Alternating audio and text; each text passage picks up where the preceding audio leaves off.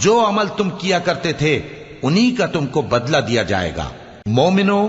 اللہ کے آگے صاف دل سے توبہ کرو، امید ہے کہ وہ تمہارے گناہ تم سے دور کر دے گا اور تم کو جنتوں میں جن کے نیچے نہریں بہ رہی ہیں داخل کرے گا۔ اس دن اللہ پیغمبر صلی اللہ علیہ وآلہ وسلم کو اور ان لوگوں کو جو ان کے ساتھ ایمان لائے ہیں رسوا نہیں کرے گا،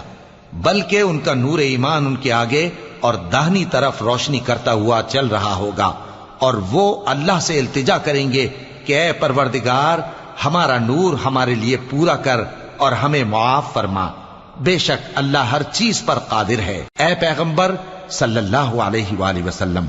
کافروں اور منافقوں سے جہاد کرو اور ان پر سختی کرو، اور ان کا ٹھکانہ دوزخ ہے اور وہ بہت بری جگہ ہے۔ اللہ نے کافروں کے لیے نوح کی بیوی اور لوط کی بیوی کی مثال بیان فرمائی ہے، یہ دونوں